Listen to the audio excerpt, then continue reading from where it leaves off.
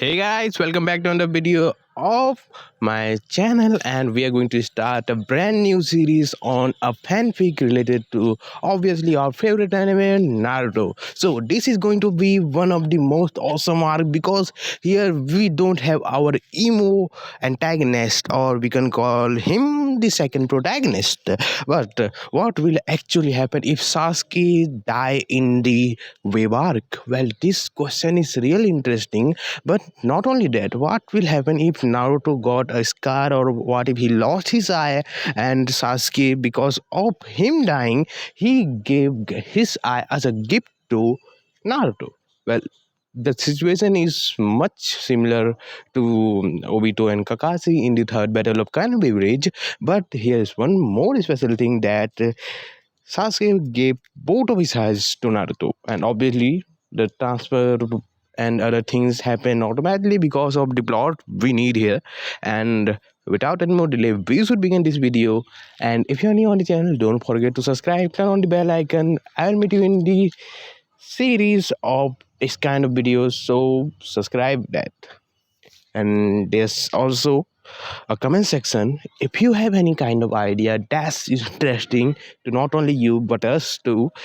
Just give them in the comment section. I will surely appreciate it. I mean, surely try to make or uh, think about that.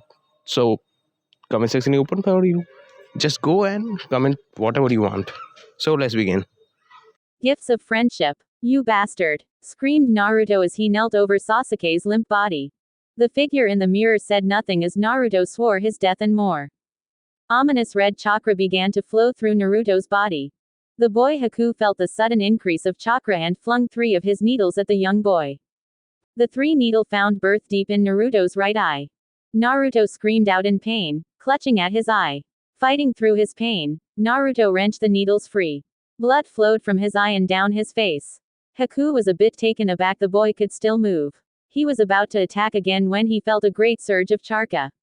He gasped and halted his attack. Zabuza was in trouble. He fled the fight, allowing his crystal ice mirror's jutsu to collapse. Completely disregarding his fleeing, Naruto rushed to Sasuke's side.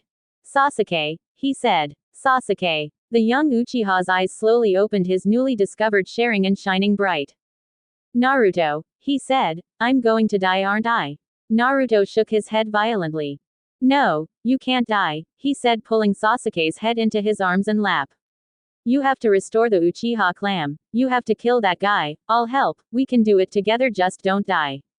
It's too late, Naruto, stammered Sasuke. I can't feel my body, I can hardly breathe. He hit my lung. It's full of blood. Naruto, I'm so sorry. I was so cruel. I was threatened by your quick growth, but some good came of that. We made each other better. We were good for one another. But now I must leave you. I'm sorry I can't help you anymore. We could have been great friends. Sasuke's Sharingan eyes came into focus, focusing on Naruto's closed right eye. He hit your eye. Naruto nodded. I don't think I'm going to be able to use it ever again, Sasuke, he said. A small smile played on Sasuke's lips. Maybe I can help you one last time, he said. Here. He slow placed 2 fingers over his right Sharingan, the completed eye.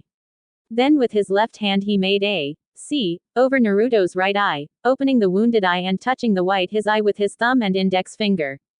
Naruto, don't give up on your dream, become Hokage. Take my Sharingan, let my eyes show you the path you must take. Naruto, we'll always be together. We'll always be friends. Transfer jutsu. Naruto heard himself scream as pain lanced through his eye again. It felt like he had the needle in it again, only this time they'd been heated cherry red. The pain was unbearable, and as soon as it began to lessen, Naruto collapsed next to his dead friend. Oh oh oh oh oh oh. The chakra pulsed in his hand, lightning blade. Named as such when he used it to cut a bolt of lightning in half. He glared at Zabuza, who was in the jaws of several of his ninja hounds. I won't let you kill Tazuna, he's a good man with a good purpose.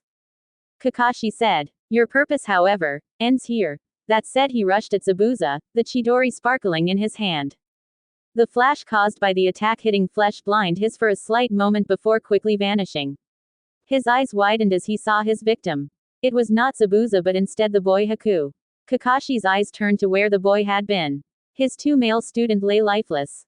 He wrenched his hand free of the corpse and leapt away. Zabuza was about to attack again when he heard a small chuckle.